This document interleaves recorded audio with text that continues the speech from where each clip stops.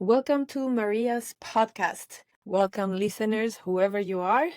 So, today's guest is a person that I admired a lot. And those are the only people that I want to interview from now on. People that make me go, wow, how do they do it? Wow, how can they still keep going? Wow, how can they reinvent themselves so many times? How can they not crumble when going through such thing? So this is a woman who I have admired for a very long time. I've had the privilege to be friends with her, to be able to witness her path, her journey, and to absorb many of the good things that she has in her life and many of the strategies she goes through. So let's welcome Madalene Aponte. Good morning. There she is, my gorgeous friend. Good morning, amiga. All right. How can you look so gorgeous at 5 in the morning? I'm trying for you. I'm not lying. This is not the way it goes, but I did put a little bit of makeup just for you. And the hair, I feel honored. I feel like we're on a date. Oh, look. Okay, so let me introduce you officially. This is Madalene Aponte. I've had the pleasure and the privilege, the honor to have witnessed your life for at least 15 years that I've been able to be your friend. And this has been beyond us being co-workers and sharing a similar lifestyle that once we had. Clearly, our lifestyles are very different right now. So I wanted to invite you so that I can get updated in all of the different systems you have created for your life and all of the things you've been going through. I want to learn from you, and I want to cry with you, and I want to be like a fly in the wall in Madalene's home right now. Oh, amiga, welcome to this podcast. Thank you for having me. But if it's not like this, we don't catch up because we're really, really busy all the time. So when you said, hey, let's catch up, let's do this, I'm like, I miss you. Yes, whatever.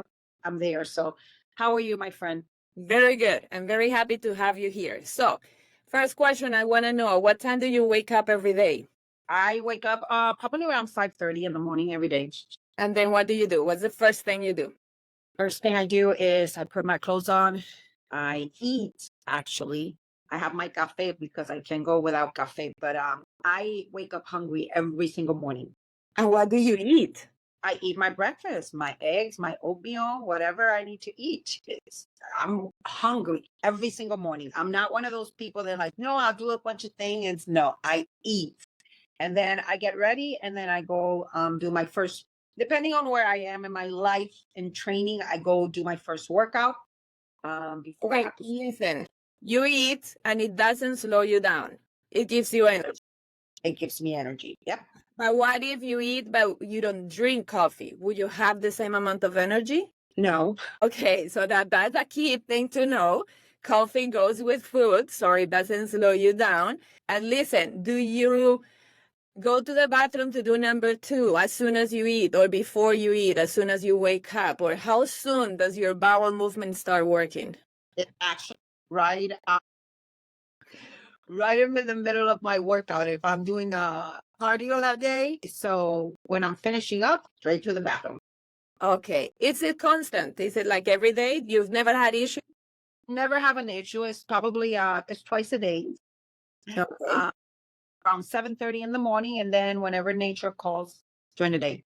Okay, would it be related to, do you drink any like energy drinks or any workout powder before you work out, and that's why as soon as you finish the workout it sends you to the bathroom? I don't think so. I've been like that all the time. So in the morning, my pre-workout is just my black coffee. So no, just been pretty regular, pretty boring. Okay, so you eat breakfast and then you go to work, or you go to exercise? I go to exercise. I go to do my personal workout in the morning. Right now in my life, if I don't get it, if I don't do something early before work starts, it's so busy that even though I work at a gym, I don't get to work out at my gym. So what I do is I either work out here in my home. You see, I have a full gym in my house, Yeah. or one of the gym that I work with. We have different locations. So there's one location right 5 minutes away from my house. I go there first, and then I drive to Tacoma where I manage the other gym. Okay, so for the listener, let's go back in time so that we understand a little bit of Madalene's life. When did you start getting into fitness? For me, it's been an entire lifetime. But my first in love with fitness is through martial arts. When my family, my dad, just put me into Taekwondo as a chubby little girl, and I said yes. I was taking dance, ballet, flamenco next door to the Taekwondo school, and I saw there were cute boys there, and I said yes. I'm in. I must have been like 11 or 12 years old. Okay, and this was back in Puerto Rico? Back in Puerto Rico, yes. How old were you when you moved to the United States? I actually moved to the States. I was born in New Jersey, Patterson, New Jersey. Hear it in the accent. And then my parents moved back to Puerto Rico. Probably, I think I was about 6 years old. And then I moved back to the States when I got married and after I finished college, so around 21. Okay, so you had a whole martial arts career in Puerto Rico. Yes. How far did it take you? It took me as far as you can get in the athletics, all the way to the Olympic Games. So I ended up training, being very disciplined. I actually like my work ethic, everything I say comes from my martial arts. My parents were very involved in it. We actually own a martial arts store. So we supplied like the uniforms and the equipment for almost everybody in the island. And then my dad was a great influence because he was really into competing. And he had me, my sister, my brother, all of us competing. Your dad was already into martial arts. Yes. Did he have the store, the martial arts store, before you became a martial artist? I think around the same time. I think when we all got involved, then he decided to open the business. And then stuck my poor mom into it to run the business because he was still working. And then back in the day, all of the kids had to work. I remember being like 13, 14 years old and staying in the store and just running the store at that young age. And your siblings were also enrolled in classes? Yeah, all of us. All of us are in my family. Every single one of us are black belts. Oh, wow. Okay, so you took it to, did you go to the Olympics? Yes, 92 Barcelona. I went to World Championships, Pan Am Games, Caribbean Games. I was with the team from at a very young age for about 4 years on the Olympic circle. So I spent a lot of time just competing and training, which kind of worked out because that was between the time I was in high school to my first couple years in college. So that was my life. And you were competing in karate, or which one? Which? Taekwondo, Korean martial is an Olympic sport also. So it was the competition is fighting on by weight, like wrestlers. So in a category by weight. Okay, and how did you place? I've always was a hard worker. I worked myself into being number one, making the team, and placed several times. But I've always had a little bit of a second place syndrome, which has made me work really hard.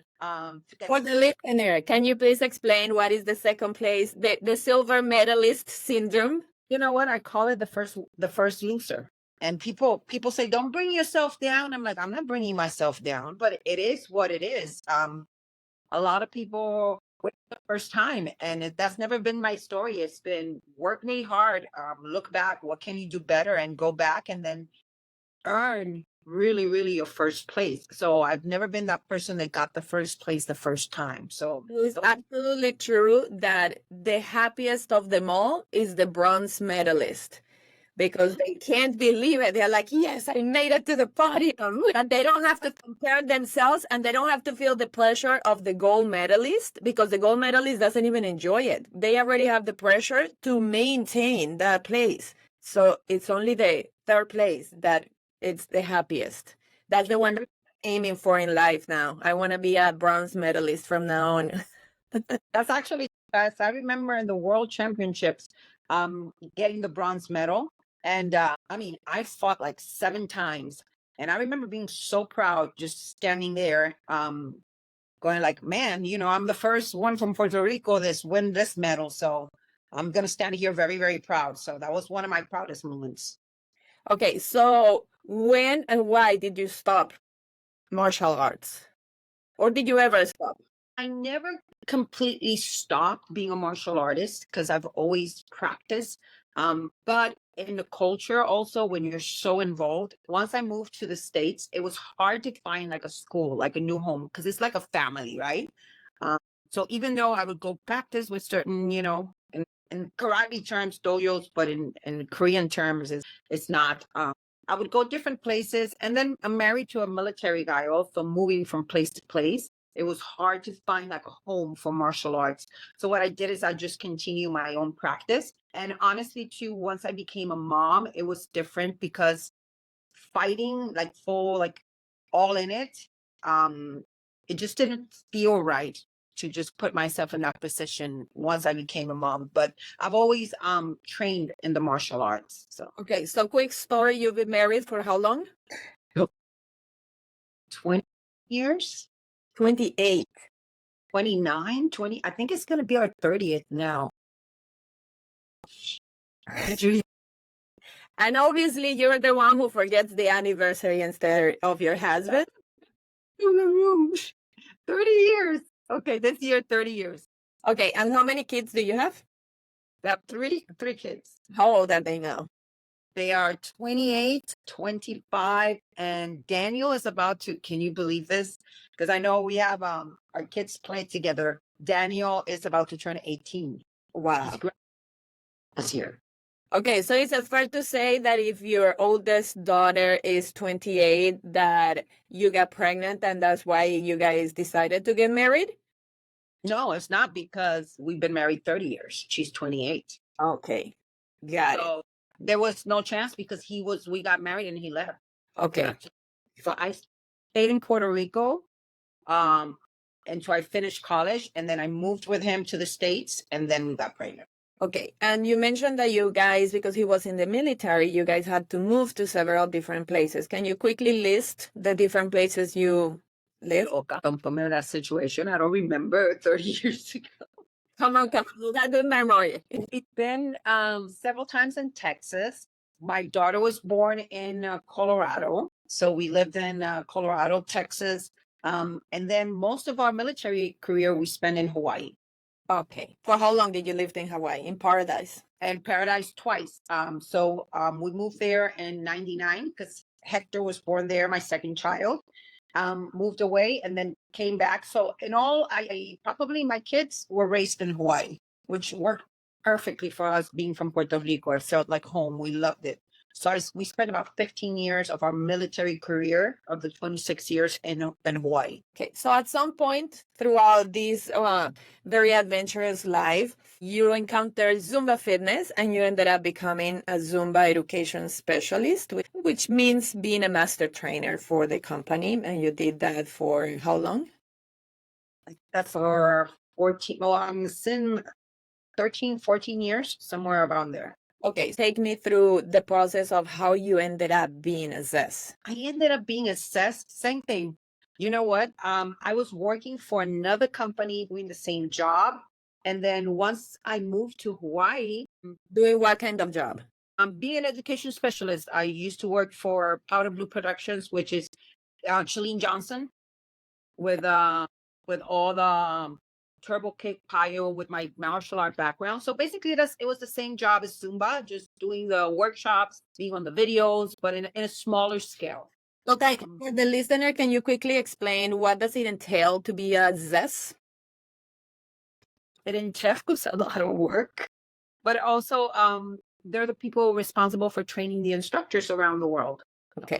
So how did Zumba find you, or how did you find Zumba and became a ZES? I discovered Zumba at an Idea fitness convention myself as a participant. Actually, I was working for the other company there. And I remember next door, I could hear the Latin music. And I was like, whatever's happening next door, I want to be a part of that because that is crazy. I opened the doors and it just hit me like a and it was Beto teaching a master class. And I took a little bit of the master class, and then the first thing I said is I signed myself up to take the workshop. So that's when I became a Zen, right? Once I moved to Hawaii, I remember first thing that I looked up is, okay, where do I teach Zumba? Because I wanted to start teaching it, and discovered there were only two instructors. Back in the day, only two instructors in the entire state, and they were in different islands, not in the same island as me. So I seriously just did what anybody else would do. I just went online, researched to get the company to come and do a workshop to host them In Hawaii. in Hawaii. And they sent this beautiful red hair woman, Johnny Roberts, and I was the person hosting. So I was responsible, went, picked her up at the airport. From the moment I saw her, I was like, I know you. And she goes, I know you. I had gone to Jen's in Florida, which she was managing years before with my company. She had hosted me. So we found a connection. By the end of the training, she was so cool. And I was like, man, I would love to just get with this company. She approached me and she said, you know what? There's no one out here. Why don't you apply to be assessed? And at that time, the process was really different. It was like that whole year of like an audition. So I decided to just apply. And I think what gave me the niche, honestly, I'm a good shaker, a good mover. I was very secure of my education with fitness, right? But I was a little intimidated about these amazing dancers, right? What gave me the niche is that I had contracts with the military already as a fitness educator. So Zumba jumped on that. So I could go to the bases in Japan, Korea, from Hawaii and do trainings. I told them, if you take me, I can go and do all these trainings because I already have a contract with them. Okay, so let me get this straight. You became a Zen, which means Zumba instructor. That is a part of the Zumba Instructor Network. And how soon did you start teaching your own Zumba classes? Or did you jump straight into trying to get somebody to go to Hawaii to teach a training, but you hadn't started teaching Zumba classes?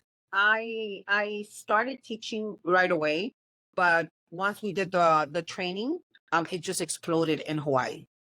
Where you were already teaching other group fitness classes? Oh yeah, I became a group exercise instructor while I was doing martial arts. At 16 years old, I had my first certification with step aerobics. And you've been teaching group fitness classes since you were 16? Yep, Non-stop. nonstop. Well, yeah, I never stopped. You're still teaching? I'm still teaching. Wow, amazing.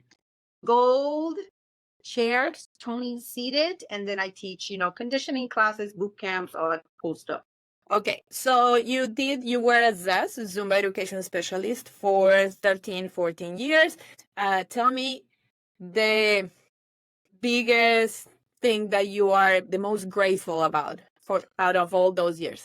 Out of all those years, I think I'm the most grateful for all the people that I met, actually, and the friends that are still my friends after my Zumba career finished. And now tell me, how do you think your life would be, how different would it be now had you not become a ZES? I don't know. I think I would still be you can't take away Zumba was part of my fitness journey, but not. You were already very much into fitness. So clearly you didn't need Zumba to get into fitness. So that's why I'm curious. Had it not existed in your life, then what would be different now? I probably will still have my original hips. Okay, so parenthesis here.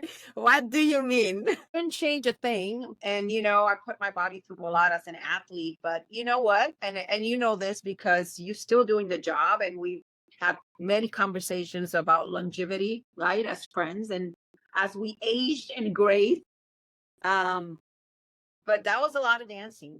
The listener, Madalene, went through a double hip replacement 2 years ago, correct? May is going to be 2 years. Yes. But before that, she stood the pain, the horrible pain. She could barely walk. For how long?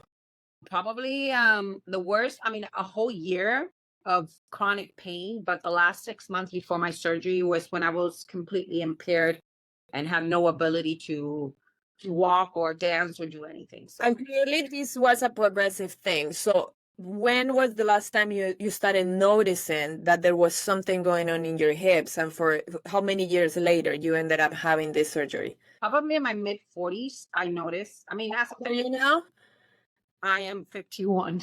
So probably my mid 40s, I knew osteoarthritis genetically. I knew that there was a big possibility that I ignored the signs because we live when you're doing that job, you're traveling, you're living, you're sore,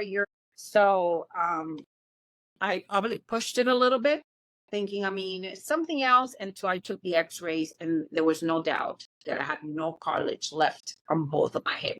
So Okay, so for the listener, you just mentioned, you in that life, you travel, you train, you're sore. People don't know that. That's actually, we Zesses don't even talk to each other about that. We like to glorify the lifestyle. So we only post on social media how cool it is to travel to places and to be the leader, to be the one who's licensing the instructors and taking gorgeous pictures and videos in amazing places in the world. And everybody's like, wow, can I travel with you? Can I be that? We glorify, but we don't talk about the hard part of being a Zest. So can you please guide us through quickly what were the tough things to have to deal with? Because regardless, obviously, this is a beautiful job and we appreciate it a lot. But what were the tough, real things that you had to go through while being assessed? well, now I can say it because I'm not obsessed anymore. I'm not gonna get canceled. If I do, I don't care. I don't give up. But listen, it's a lonely as as much as it is about a lot of people, it's very lonely too, because you're almost hiding the physical and mental and spiritual sacrifices that you're doing to do this job. You're giving out all this energy when when the curtain rises, it's showtime. But to get there, to leave your family, your kids, the physical toll, like I said, the mental toll that takes on you, it's lonely nights in a hotel at a strange country. Sometimes you just in pain crying. I mean, I don't want to sound dramatic, but it is, I remember getting on planes, sometimes being so sore and so tired and still having to pretend almost, especially toward the end when I was struggling with my condition. Because I didn't want people to know that I was not happy. Like you said, I had to represent that positive energy. And it's not that it wasn't in me, but we're all humans. And I think hiding it for so long takes a toll on you psychologically. And you know what? That's part of the reasons why within my own fitness journey, I had to take the reins myself and not be a hypocrite and take better care of myself. So in the middle of my career with Zumba, people saw the shift. They saw the shift physically in my body, right? I got criticized a lot from some people. I can say all that stuff now. Oh my God, I'm so excited. You shouldn't look so hard, or you shouldn't be so fit because it doesn't fit the standard or the average Zumba instructor. And that felt bad because I'm like, I'm here in a business of telling people to step out of their comfort zone to be better, but I'm not doing it myself. This is what it takes for me. I was already a fit person. It took for me to just take the reins back and become a stronger person physically. And that when you became stronger, that's when you decided to start competing in bodybuilding, correct? That started taking better care of myself. And for me, strength training was the secret. And of course, the athlete in me, because I'm loca like that, I wanted like, wow, there's a sport that I can do. Okay, so let me slow you down here because there's so many amazing places where I want to go with you with what you just said. So when you say that it takes a toll, that teaching the Zumba trainings takes such toll in the body and that you were so sore, it is hard for people to understand. But why? Because they see you, oh, you're in shape and you have done this for 15 years. So how can it be this hard? Like, why would your body hurt? So can you be more specific as far as what kind of soreness we go through and why we experience pain after teaching these trainings? I'm going to tell you from a fitness perspective, just to kind of educate people. It is repetitive movement and it's not balanced. So there's great benefits to taking the Zumba class. There's great benefits on teaching a Zumba class.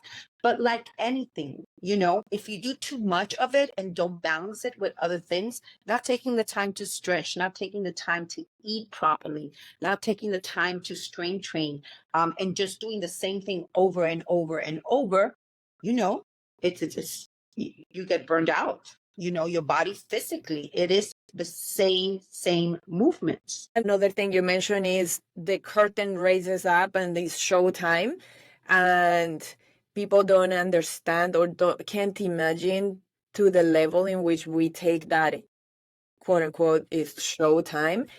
And you had to experience something very difficult. I believe it led you to even had a partial hysterectomy, I believe. Can you please talk to us a little bit about that experience that you had in the middle of a training? So, for me, one of the things that I think kind of sped up the process of my condition, also, and basically my body giving out on me, with all the things that come with aging and all of that. So, it's when I started to be part of the Strong program. What is it called now?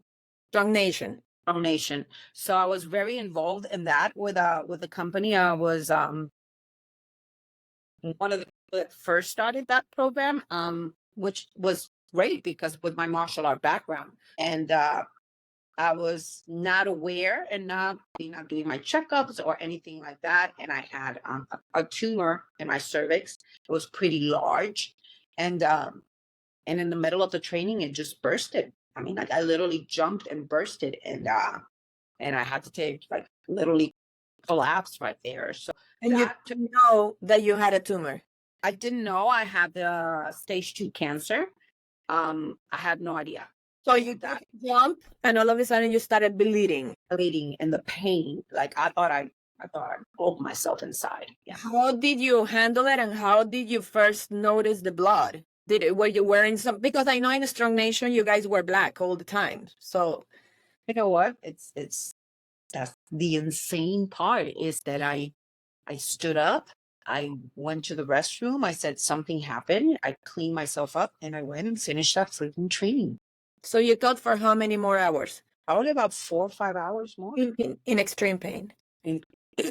What goes through the mind of a fitness presenter that makes them push themselves, sacrifice themselves, neglect themselves for the showtime? What do you think is what makes us do that instead of saying, guys, I really need to go to the hospital right now?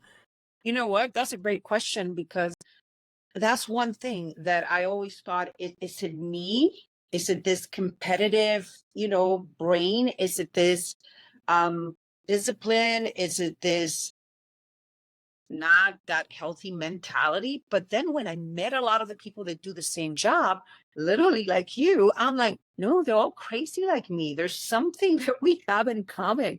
I can't pinpoint it, but we do this crazy stuff. I think it's admirable in a way, but also is to our detriment, because it puts us in these. I'm not the only one. I know a lot of my friends that have been in this industry, done this, have similar stories. I Why do we? believe, I don't know. yes, it's a very hard thing to pinpoint. It happened to me as well. I ended up at the ER. I had been going through extreme pain in my abdomen, which I didn't know what it was. I just thought I was cramping, and then it got worse and it wouldn't go away. And I had to teach 3 trainings back to back. And on the last one, I was in so much pain but I did not cancel the training. I just finished it an hour earlier. It was an Aqua Zumba training. And then I had my girlfriend, which is another Zez, Lindsay Taylor, was with me, that took me to the hospital. And I was shaking. I was in so much pain that my whole body was shaking. and I was passing out. I had an urinary tract infection that was not treated, and it became a kidney infection, and it was so bad because I neglected myself because I needed to teach these trainings, which in reality I didn't need to teach them. It wasn't for the money. Yes, it was wonderful financial times, but it's not like we were going to be like really hurt and in trouble if we didn't teach the training. So it's not related to that, right? So what is it that makes us neglect ourselves so much? And then this is just an extreme example, but it's a condition that is happening every single day, because then we go home and we're extremely tired after teaching all these trainings and traveling. And now our family is paying the price because we are depleted in our internal resources for us to even be able to give love to our loved ones. And it takes us days to recover, but then we don't even know how to recover. Nobody has trained us on what is it that you need to do to recover.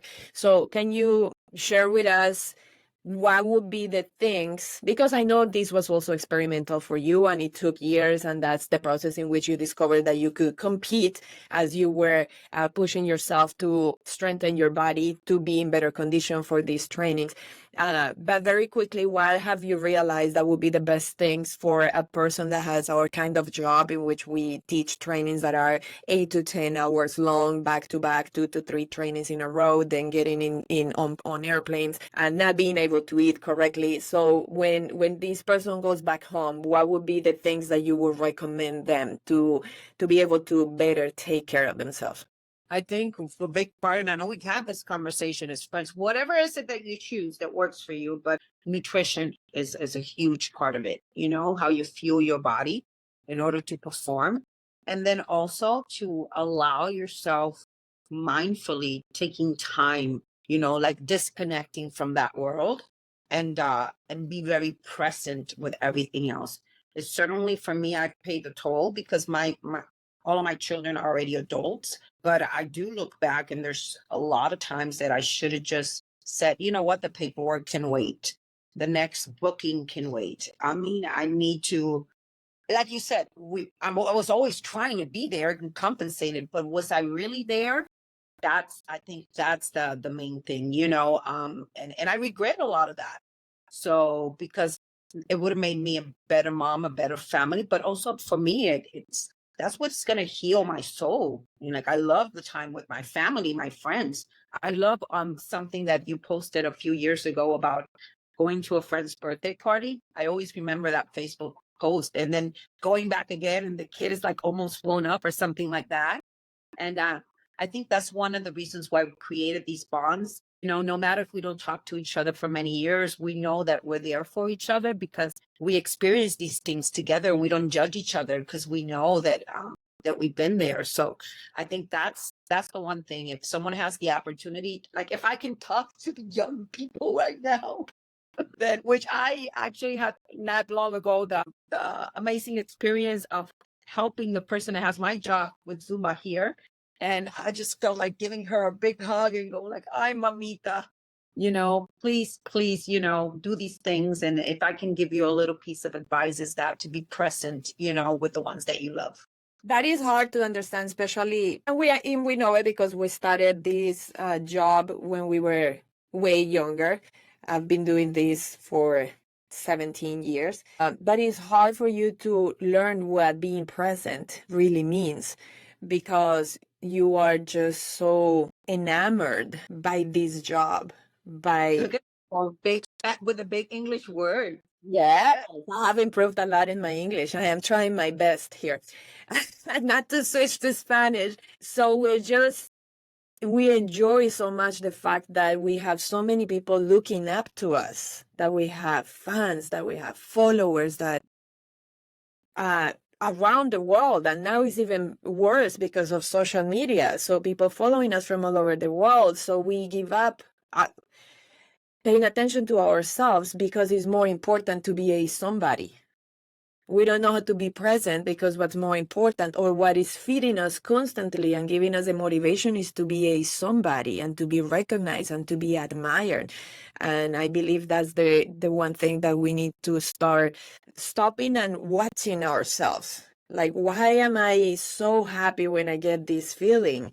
And how can I find this kind of satisfaction in doing something else so that we find that balance? Because otherwise we end up taking ourselves to the detriment of the body because we were really not paying attention to strengthening the body. So on this note, I know that all of a sudden we saw Madalene was always in good shape, obviously, and a gorgeous looking woman. And all of a sudden Madalene started cutting down, and we started seeing a very ripped version of Madalene with these super strong muscles and like very low body fat. And that's when Madalene started getting into her new hobby. Would you call this a hobby or a new, I don't know, is this a career? Is this a profession? Sport, a new sport. It's Certainly not a hobby because it takes so much. So you started it as a way for you to strengthen your body, for you to be in better shape for teaching the trainings? Yeah, I mean, to literally be stronger. I started to see that my body, I didn't like the way that I felt or look, because I was basically, everybody thought I looked great because I was skinny, right? But no, I mean, I pride myself of always like my strength, and I wanted that to physically feel. And that's when I said, okay, I want to take strength training seriously, and I want a specific aesthetic also. I want to look a certain way, and that just took me through bodybuilding, in my 40s. And then now until now, I can't believe I'm still doing it. But I would think that as you started becoming stronger and being more mindful about your nutrition and strengthening your body, that you will have been able to enjoy better continuing to be a zest. But on the opposite, it took you to being able to make the decision that you no longer wanted to be a zest, which this happened a couple of years ago, correct? Yeah. Okay, so what was the Literally, process? I think also because when I had my condition, if I were not that strong, like literally, if my glutes and my legs were not that strong, there was no way I could continue doing it with physically with the condition. The doctors told me, why are you still walking? And I'm like, I have very strong muscles surrounding the joints. And that helped me also recover too. So what was the question? The decision to quit being a zest is related to your hip. Absolutely. So when I got the hip replacements, I mean, those technology is great. It allowed me I heard a lot about like, oh, she's done. She's like, no, actually, this gave me new life, but new appreciation too. I cannot continue putting my body through that. And I mean, these puppies have to last me into my 70s, they're prosthetics. So that was like, I knew from the moment I knew I had to get the hip replacements, I planned everything. I'm going to do this. I'm going to recover this time. I'm going to do my last Zumba convention, which I did 10 weeks after hip replacements. Like a loca, I don't know how that happened, but with the supervision of my doctor, with a lot of friends that helped me on stage dance and all of that. And then I said, okay, and that will be my last year. And then I'm just going to continue loving Zumba, teaching. That's why right now, I don't do any high impact movements at all at my training. I want to minimize, putting these joints into that because I train really hard. And I knew I was like, I'm just going to quit. And it was a hard decision, but you know what? I don't regret it because I'm still doing what I love. So had you not gone through the hip replacement and the hip issue in general, do you think you will still be a zest? Yeah, I probably would. I know, honestly, bullshit. Can I say that? Yeah. So this decision was merely because of health. You're protecting your body. Yeah. I know that not only you were a zest, but you were the lead zest for the Zumba toning program, which you had been doing that ever since we no longer had Johnny Roberts being the leader, and then you became the leader for a good 10 years at least. So what was the hardest part of having to let go of all of these identity of Madalene being a zest? For a moment there, you feel a little lost because you think it's like, well, she's not the toning queen anymore. Who is she? It's hard to let go also in the fact that I pride myself from the education point of doing things like I have an education in fitness. So, for example, it's not what gets me now sometimes, and it's not jealousy, it's like, Kim, you're doing that wrong. Let me tell you how it's supposed to be. Darn it. That's what gets me a lot of times. No, surprisingly, it hasn't been like, oh my God, I want to be in that video, or I want to be a part of that. No, I still get the same satisfaction of Zumba by just attending a class with an instructor. I don't have to be part of the big picture to enjoy what Zumba brings. And I think, What would you say was the biggest satisfaction that Zumba brought to your life then? Being assessed, not Zumba, but being assessed. What was the biggest satisfaction for you in it? I think it was such a huge part of me that it became not, I'm not saying my identity, but it became part of Madeline, you know, and I was proud of that. And I was proud of that. There's nothing wrong when people would say, like, that's the lady from the Tony. I would smile. I was like, just like, if I say that's the lady from Aqua, and you would smile, I would smile and say yes. Or, you know what? I still to this day, like when I see someone doing like one of my choreos, right? I literally stroll to social media, and I've had moments of like, oh my God, that's amazing. I'm gonna borrow that. And I'll contact that person and say, that's great. And Madeline, that's yours. That is definitely the reason why many people in this industry, they have mixed feelings about it. They when they start wondering whether they should quit, but they don't do it, and it's because this has become our identity, and for many, it's the only identity they have. So I would assume, correct me if I'm wrong, that this transition into letting go of the Zumba as and leader of the toning program, Madalene, letting go of that identity was easier because you had already created this new identity with your new sports that you practice with bodybuilding, right? I think that, and I think it's not bodybuilding. It's not an identity because I'm no one in that world. I'm literally, an amateur lady, masters bikini in her 50s. But I think also having like more involvement in fitness in general. As a personal trainer, as a coach. Now I manage a gym. Having one of my kids who's a personal trainer, also helping him in his career.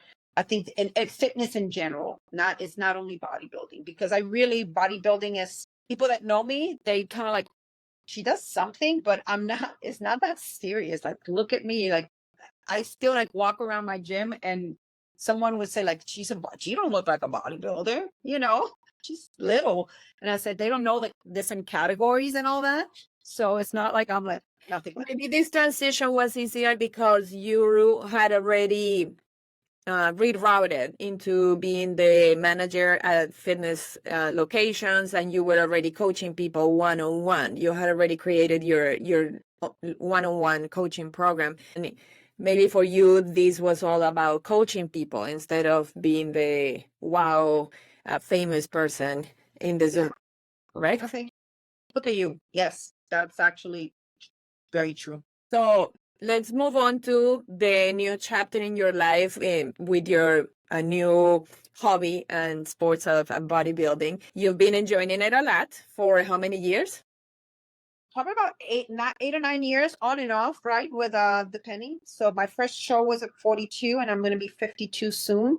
And I'm about to make a comeback in exactly a week and a half to try to re-win, this time in the 50s, the title that I had here in the state of Washington.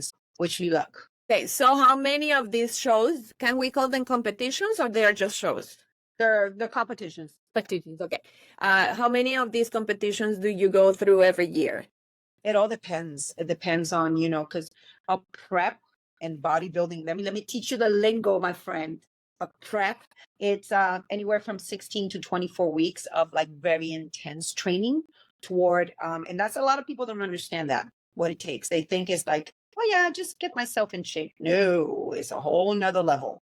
So, and then before that prep, you have an off season. So for me, making a comeback after my hip replacements, of course, I had to go from losing all my muscle mass in my lower body, because I mean, I never had skinny legs until then from atrophy, right? And then, so in November, I made it to the stage, and the feedback was you're too small, and the sport has changed, right? Um, so then I took from December, no break in the holidays, until now that I'm going to compete at the end of April to build and then to go back into like a cut and prep. And then literally I put on 4 pounds of lean muscle mass, which doesn't sound like much, but in a small frame and for women and naturally is huge. So that's what it takes. And what is your body fat percentage right now? So it's hard to predict, and who cares, right? It's how you look on stage. I'll say this is about 11% body fat. A lot of people think it's a lot lower, and it's not. But it's also by the time I get on stage, I'm normally around 9 or 10. It's not sustainable. I don't want to be like this all year round. So I'm very happy sitting at a 15, 16, very healthy. Okay. And you won this title the last time you competed in this show? I made it to second. Of course. Why don't I ask it? From fifth, every year I kept moving one up, one up, one. And then when it was time for me to get my first, that's when I had to stop because of my hips. Okay. And how many other people are you competing against?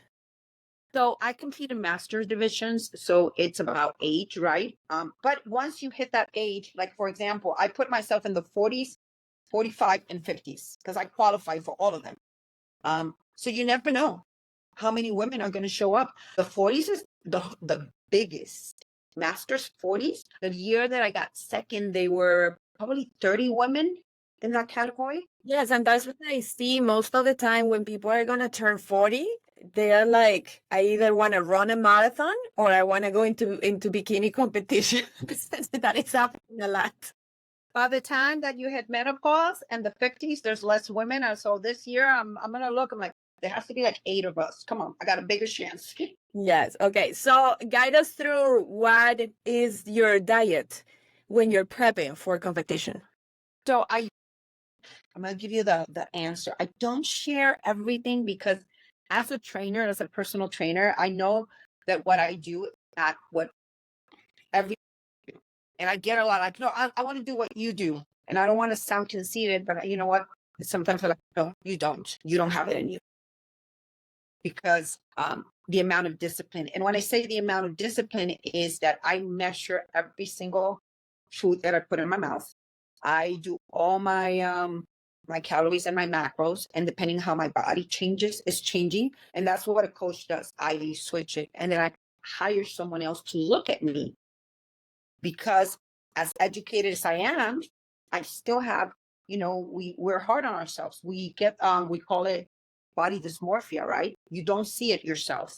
So I have a coach that looks at me and then she suggests this also, and we do posing. She said, you need to drop your fats or you need to bring this up.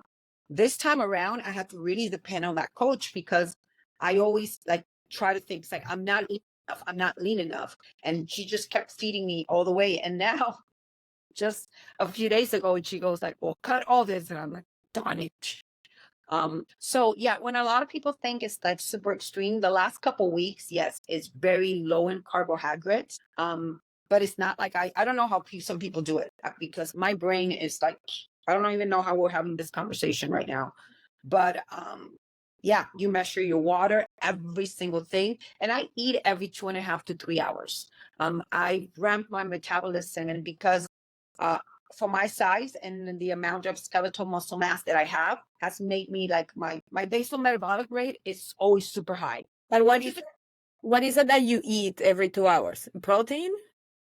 A balance. My meals are always, except this week where I'm taking a lot of the carbs out, it'll be a source of protein, about 4 or 5 ounces of either very lean proteins, chicken, turkey, some kind of maybe fish. Right now I'm doing fish.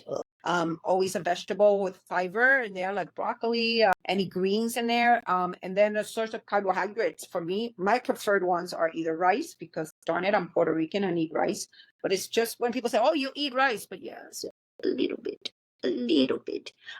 Sweet potatoes, another carb in there. I love my oatmeal too, but it's the same foods all the time. because for me, digestively, I know what works. So, you know, you can be one of those people like, I can't eat the same thing all the time. You got to just suck it up. Why did I not hear steak? I preferably, I like more amount volume in my foods. So if I get to eat steak, it's like 3 ounces and it's so small. So I still feel hungry.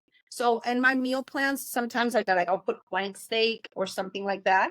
But I'd rather have more volume and have like turkey or something else that I can eat more. Is it because the steak has more fat, so you will have to eat less of it? Yeah, more fat and it's more dense in calories too. Okay. And at what time do you stop eating? The last meal of the day? Doesn't matter. It doesn't matter. If my day goes long, as long as I get all my meals there, I don't stop. Like if I have to eat a meal and go to bed at 10, 11 o'clock, I get it in. I've fallen asleep and get up because I know that I missed a meal. I get up, I eat, not because I'm hungry, not because eating is part of your training. Okay. And how many hours of training do you go through when you're prepping for competition? When I'm prepping, it's probably 2 hours a day. Right now it's 3 because I'm doing double cardios. So And that training, guide us quickly through which kind of training do you do? it's very specific for the body that you want. So you have to be already fit. So as a bikini competitor, I get judged on my glutes, small waist, hourglass figure. So I have to focus on glute training, hamstring training, shoulders. Like right now, I've always been like I have like a strong back and like huge traps. People are like, oh, that's great. I have to wear my hair like this to hide it when I post because they're not looking at my back. Oh, those are just the muscles that are the easiest in your body for you to build up. That's me, yeah. But they're not looking at my back. Yeah, they're looking at overall conditioning, but they're focusing on shoulders, small waist, and the glutes. And what is the hardest muscle in your body to strengthen? I'm sorry. What is the hardest muscle in your body? Right now it's my abductors, and it's because of the hip replacements, because I do have some limitations with mobility. It is what it is, you know, just by having hip replacements. So I've had to change my training completely in order to hit those muscles. But I've done really good. My booty's really big now. I'm sure your husband is enjoying that. And so your legs are not back into the shape they were before the surgery? They're actually better now. Okay. Just different kind of better. A different kind of better, and like they have more muscle now. So that's an advantage. Yeah. Okay. And when you go through, let's say it's the day before competition, what does Madalene have to do? How do you prep the day before? The day before, I do nothing. I put my feet up. I tan. I do my hair, my nails. And why do you put your feet up? Just for circulation and to less inflammation, because you're stressed because you're going to compete, right? So you should your body through a lot. You know, the work is done. You're not going to build anything in a day. You know, so you just have to let your body kind of relax. I do the glam thing. I go get my tanning, and then it's showtime the next day. And you have somebody doing your hair, your makeup, your eyelashes. I take care of all of this. I have other people I pay because I can't. So you travel with a team or with a person? I have friends that help me out. Okay, but they are your team and they help you out with different things. Is your daughter still doing your hair and your makeup? No, my daughter is, I have to give you the update on that. So my daughter's doing really well. She actually has a job similar to our job with Zumba, with a makeup company. She travels around the world teaching makeup artists with her brand and training them. Amazing. I'm so proud of her. So she's too busy now. I think right now she's in Puerto Rico doing seminars. Oh, I'm so happy for her. This is amazing news. Hector, your middle son, is a personal trainer at the gym where you work? No, Hector actually runs the business by himself. I can't afford him to work with me. So we kind of flipped. When I went into management with Fitness Quest, which is the gym that I work with, he actually stopped working there to finish school. and then open his own personal training. He pays rent at the studio, and so he sees clients there or visits clients, and he's very successful as a trainer. Amazing. And Daniel, who is almost 18, he's going to graduate from high school soon. He's going to here to the other side of the state to WASU, the University of Washington, and he graduates. Yeah, he's a senior. We're going through the whole senior graduating thing. Amazing. So Hector is still living with you. Yeah. Mm-hmm. Okay, so when Daniel leaves, you're gonna have empty nest syndrome, but not full because Hector is still at home. Hector probably will be here until he's 40, but whatever. Well, I'm telling you, I am going through the empty nest syndrome because Nick left 3 months ago he moved to Kentucky, and it's been horrible. But that's going to take another whole episode of us talking about kids, about motherhood, and about empty nesting, because I never thought it was going to hit me this hard. So, Madalene, when you go to these competitions in bodybuilding and you are on the stage, what feelings are you going through? I love the feeling because I'm still like a performer, right? And I think with Zumba, that's what made us, successful too, is that mix of being a performer. So I'm not a shy person, but I'm not extrovert either.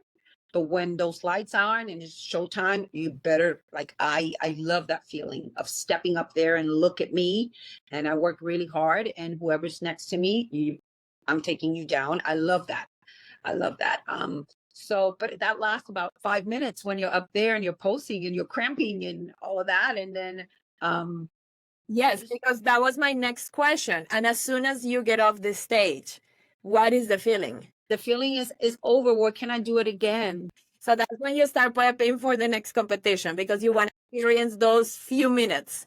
Yeah, I already start thinking, as an athlete, I could have done better. Darn it, I didn't push on my back post as much. They gave it to the other girl because she was bigger, or something. But I think even in the sport now, I go backstage and I congratulate everybody, and I love just talking to the other people and the camaraderie behind the scenes. Always the biggest guy and the most scary looking one it's a baby. It's a 24-year-old kid that is like nervous, and then I'm like, oh, mijito, come here, you're gonna be fine. You'll eat a burger after, don't worry. And it's fun. So is it fair to say that feeling that you love, that you aim for, that you train so hard for, is the feeling of, I feel invincible, or like on top of the world, or like I can do it? Very accomplished, you feel like, what, I worked hard for this and I made it. So you feel fully proud of yourself. Yeah. What else in life has given you that same exact feeling? Well, just like just now when I talked to you about what my daughter has accomplished, like I've become that mom. Every time someone asks me, I'm like, oh my God, let me tell you about Diana. Because from the moment that child was 15 years old and she said she wanted to be a makeup artist, I made a decision as I'm going to support you and you're going to be the best darn makeup artist. So yes, when my kids have like accomplishments like that, when my husband has with his second career and see him like succeed and find again, as a man of service, something like that makes me feel very proud too. Okay, and to start wrapping up, because I know you're giving me 1 hour of your precious time and you need to get going to save the world. Tell me what has been the hardest thing in the process of practicing this sport? For bodybuilding? Yes. The hardest thing has been to not let the mistakes that I made in my other career with Zumba take over this second part of my fitness career. Such as Find balance. Yeah. And I wouldn't even call it balance, is to find that kind of like that harmony, because I can be very obsessed. Yes. So do not be so intense about it. Okay, what was the hardest thing of being a Zeth? To understand business and that it's not personal. Say it again, because you were cutting off. To understand that it's a business and it's not personal. It's not that they don't like you. It's not that they feel like you're not good. It's just a business. Amazing. What has been the hardest thing of being married for 30 years? Is it? Hello. Say it. Yeah. To keep the flames going, regardless of where you are, which stage of life, to always remind each other that we're here for each other, no matter where our lives are. Because we're both very driven too. So regardless of what's happening outside, it's to find that time for us. And that's another whole other podcast that I have with you about relationships and how they are affected by the hormonal changes we women go through and the different times in life. What has been the hardest thing of being a mom? Letting go of being a mom at this stage. I want to cry now. What has been the hardest thing of keeping up with friendships throughout your life? To not feel guilty. That's the hardest thing, for not keeping up with your friends. And sometimes you're like afraid to even reach out because you know that you've also played a part in not reaching out, and sometimes you just find a major thing happen in one of your lives, your friends' lives, through social media or something, and you feel like, damn it, I wasn't even there. I didn't call. I didn't even know, because I'm not paying attention. So yeah, that's the hardest thing. And lastly, what has been the hardest thing for you to tell yourself, Madalene, that you love her? For you to make that Madalene feel that she's enough? What has been the hardest thing to practice? To understand that it's okay to still love a different version of me. So giving yourself grace. That's it. Last one.